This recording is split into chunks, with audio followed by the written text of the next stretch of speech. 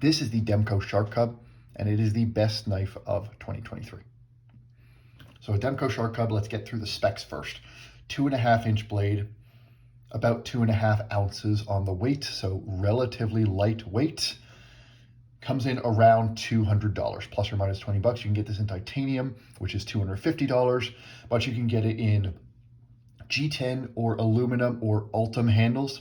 Those are all around 200 bucks. Titanium's 250, and you can get it in this clip point blade, which has a thumb stud, this shark's foot, which is a sheep's foot style blade, which has this sort of peanut shaped thumb hole, and then this an ED 20.5, but you can also get it in this slicer blade shape, which sits right between the two of them. I'll talk about which version I think is best toward the end of the review, but they're all good. They're all around 200 bucks. They're all around 2.5 ounces. So the Shark Cub is the newest design from Andrew Demko, or Andrew and John Demko of Demko Knives.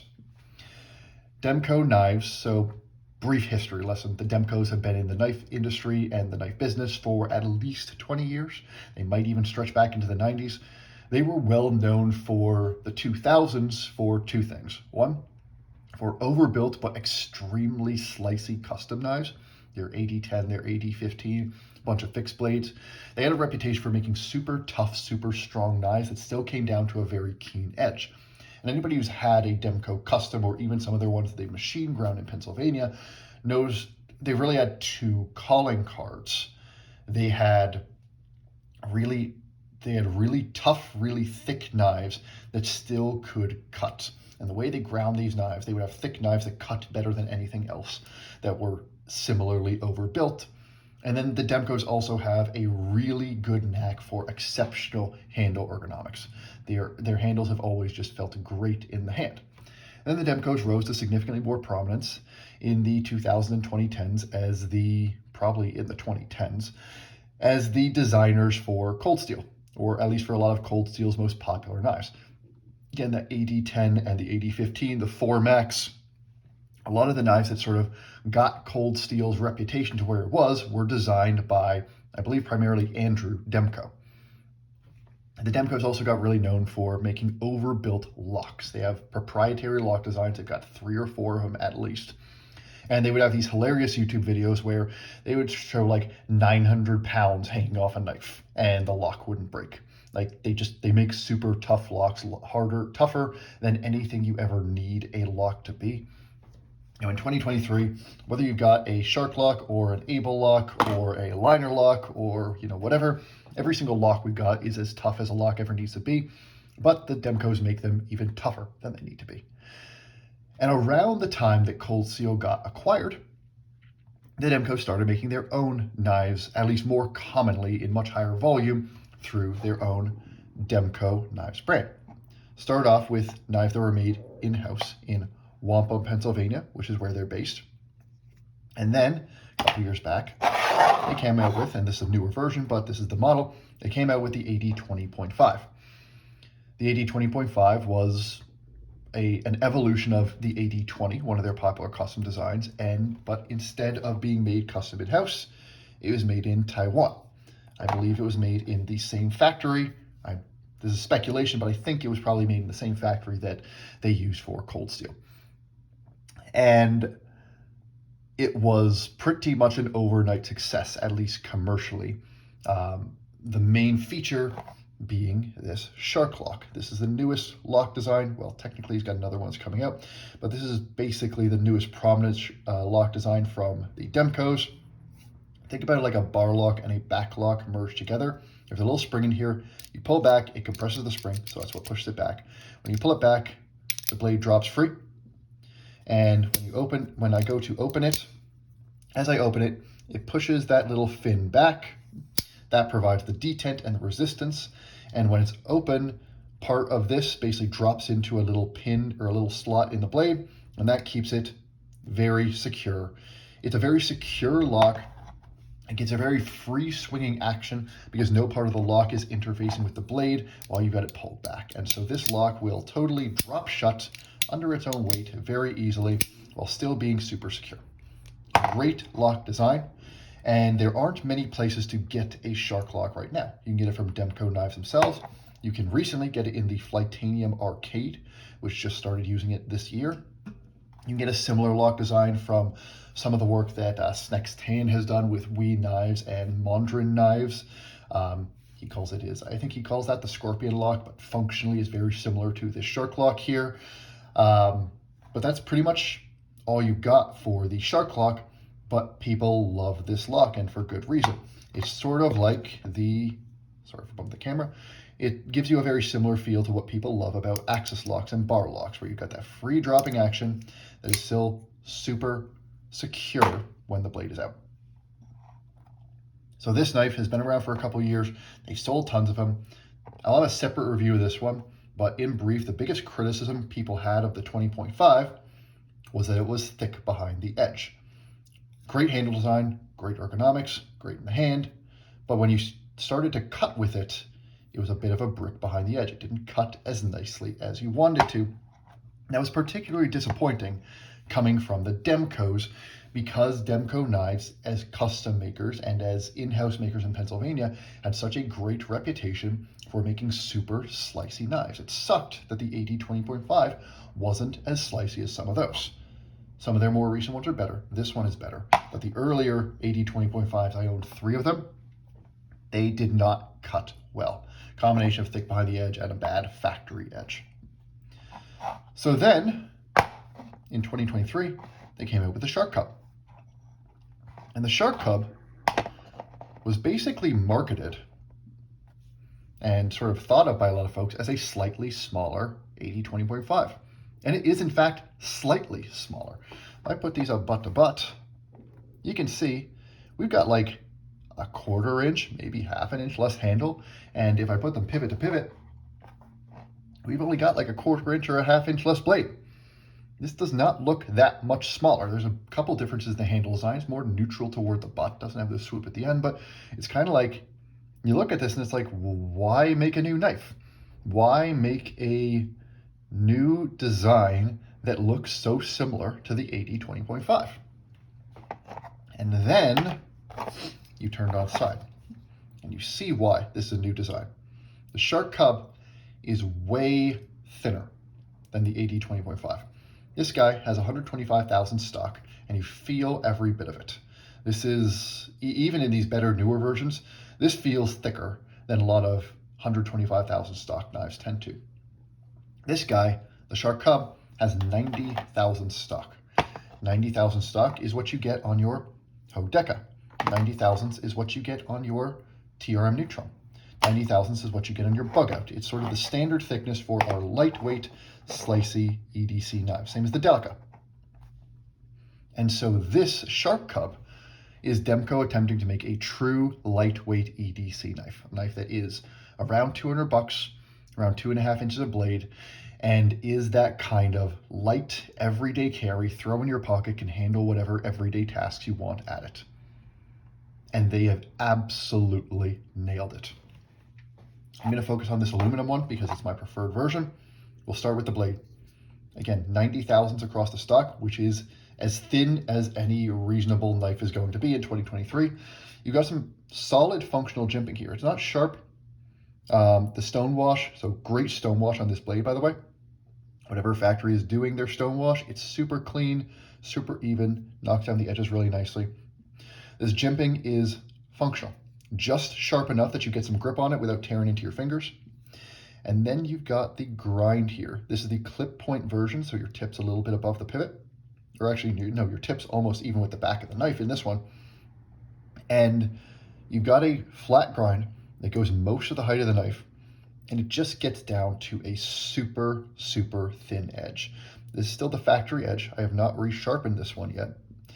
And this, honestly, is the sharpest knife, maybe even the sharpest production knife out of the box that I think I may have ever handled.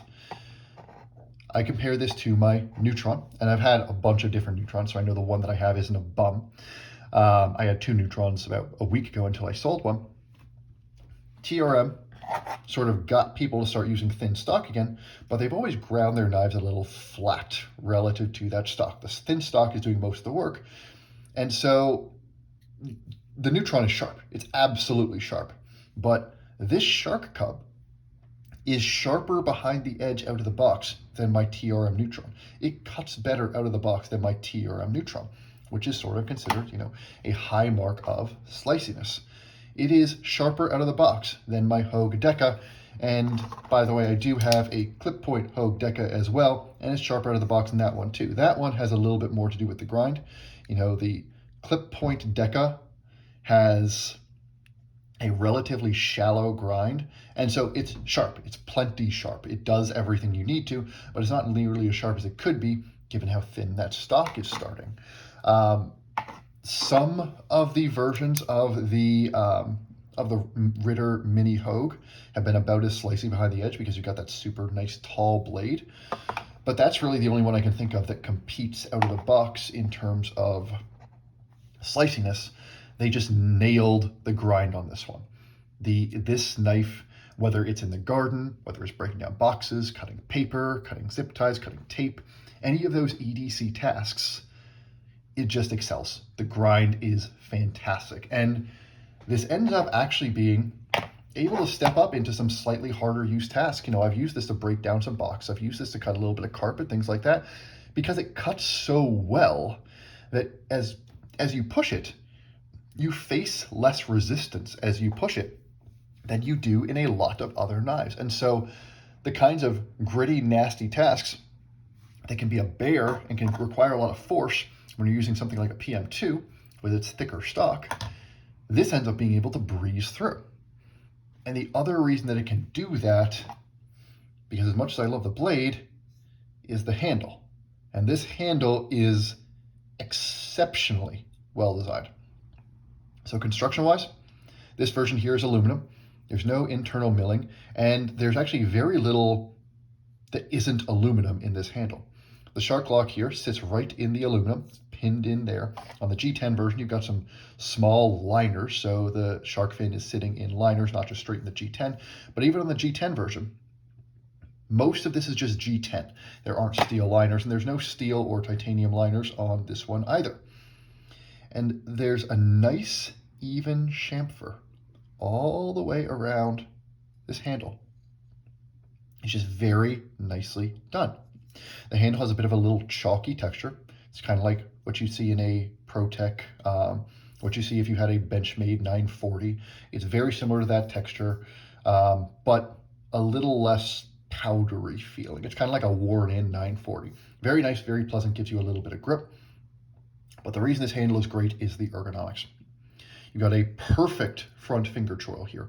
I can get my pointer finger right in there. I can get all the way up to the second knuckle, super secure. When I pinch that, my thumb can rest right on this jimping, super, super secure. I can climb up, put my middle finger in that choil, pinch the blade, and I've got tons of control over that blade edge right there. If I go back and go outside the choil, or even if I go in the choil, I can put my thumb on that shark fin, which by the way has some fantastic jimping. My thumb does not want to go anywhere. Or I can go back behind that choil, and I've got one choil for my pointer finger, one for my middle finger, and then my two back fingers rest on this neutral flat. And then I can rest my thumb on the shark fin or clamber up to, this is a bit of a stretch, but I can go up to that jimping on the blade. And I've got a secure grip when I want to push this a little harder and want to have a little bit more leverage over that blade. I have usually gripped this in either sort of, your pinch grip here where I'm grabbing the blade or having my front finger in that choil. This is my typical grip for this knife, and this is fantastic. It's got enough curves and enough of an opinion about where your hand should be that it does lock your hand in. There are no hot spots whatsoever. I can bear down on this if I want to, and it just feels great. I mean, it's the product of a team and folks that have been designing knives for 20 years and know handle ergonomics inside and out. I really like the little adjustment they made to make the handle neutral in the back. It works really well in this form factor. And the last thing I'll mention about the handle is when you look at the specs, one thing you might say is, oh, the blade to handle ratio is terrible, which it is. You look at this blade and the handle, it doesn't even come close to the back standoff. And you look at it and you see like, oh, that looks like a tiny little blade on a big fat handle. And it is. But that is because they have prioritized handle ergonomics and a usable cutting edge over maximizing your ratios, which in the end don't matter if the blade isn't easy to handle and doesn't cut well. This blade is easy to handle. This blade cuts extremely well.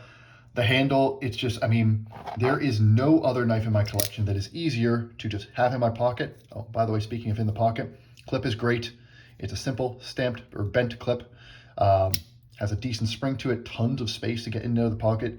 It's just slides in easy, pulls out easy, and this could not be an easier knife to pull out of your pocket, flick out, grab it whatever way you want to, do whatever you need to. It'll cut super easily, super well. Pull back on the shark lock, put it back in your pocket, and off you go. It's just a fantastic experience using this as an EDC knife. I can't say enough good things. This has been my favorite knife to use this year, been my favorite knife to carry. It's just done a great job of every single thing I've asked it to do. And so when I compare it to, the two obvious comparisons are your Neutron and your Demko. These are great knives. I'll have separate reviews of them coming. Neutron, great knife. Demko, great knife. But the Shark Cub is just better. Especially because this front choil and the more severe curves, the ergonomics are way better than the Demko. I think the weakest part of the Demko is those handle ergonomics, especially with the lack of a choil. It's a little too neutral for me. The Shark Cub feels so much more secure in the hand while being just as easy to move up and down that handle. The Neutron handle is much more neutral. It's trying to do a different thing, and it's fine, it's good. But again, these Shark Cub ergonomics are even better. The Shark Lock is even easier to actuate and even more fidgety than a bar lock. It's not even close to a liner lock. I love the way TRM does their liner locks, but it's not as smooth and free-falling and fidgety as a Shark Lock is, and it's no more secure. It's an aesthetic difference. All these locks are fine, but if you want a fidgety lock, it's more fidgety than your bar lock on the Demko, and it works great. There's no functional issue whatsoever with the Shark Lock, and on top of that, it gives you a great thumb ramp there. And then the blade, it's got the sliciest blade out of these three, and that's just a function of really nailing the blade grind and coming with a great factory edge. So while all three of these knives are great, and lots of people have loved the Demko and continue to love the Demko, and tons of people have loved the Neutron, this was the best EDC, the Neutron was the best EDC knife on the market for at least a couple of years. The Shark Cub, in my opinion, is the best knife of the bunch and has sort of taken over as the best sub 3-inch, thin and skinny and slicey EDC knife. The only reason I can think of that you would prefer one of those other two is the fact that this is made in Taiwan. And if you really want to stick to made in America, then you don't have the option to get a Shark Cub right now because these are only being made in Taiwan.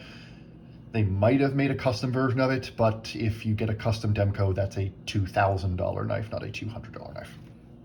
But other than that, I see no reason, no functional reason. There are aesthetic reasons, preferential reasons, but no functional reason to get any other knife beyond this one as your small daily carry EDC knife. This has done everything that I wanted to extraordinarily well.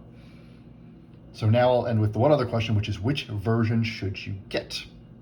Probably make a small separate video on this, but there are a bunch of different versions you can get right out of the gate. I'm gonna pull the AD 20.5 out here. You can get handles in aluminum or G10. You can get a titanium handle, which costs about 50 bucks more. And from Blade HQ, you can get them in Ultim. And some of them have this, typical diamond pattern that Demko does on their G10 sometimes. I think they do that on the Ultim. I haven't seen it on the G10. All the G10 ones I've seen so far are this peel ply texture. And by the way, every Shark Cub you can buy right now, they're all in 20 CV. So there's no choice on that. Based on the reviews, without having handled it personally, I would say probably stay away from the Ultim right now. Because this is an unlined design, there are multiple reviews over on Blade HQ saying that the Ultim has too much flex. Not the kind of aesthetic flex like you have in a bug out where it doesn't actually matter. It just feels cheap. But Ultim is a less stiff material than G10. And in a completely unlined design like this, there have been multiple reviews saying that this will flex to the point that the liners will not seat properly in the G10, and you'll see those liners flexing relative to the G10, which does become a structural issue. There's a reason we don't see a lot of just pure unlined Ultim handle designs. It's not really meant for that sort of thing. So unless you really like the Ultim aesthetic, and it does look very cool on this, especially with the diamond texture, and they do this sort of dark smoke version of Ultim, it looks great, but it's a little more expensive, and functionally it's just going to be worse than the G10 in this application. I think the best version is going to be this aluminum handle. It's the same weight as the G10. They're not charging any more for it. The texture here, it doesn't give you friction as much as the peel ply texture does, even though this is a pretty light peel ply texture, but it does give you some grip because of the sort of chalky surface finish. The chamfers are a little nicer on the aluminum than they are on the G10, which is really just rounded off. And it feels nicer. It's all metal, and it feels like a surprisingly tough and robust little knife in this aluminum package. So I'm actually going to have a titanium version coming on the way, but the titanium version, it's purely for aesthetics. It's smooth titanium, not blasted, so it's not going to give you that much grip. It's going to give you less grip than the aluminum. It's $50 more, and it's heavier.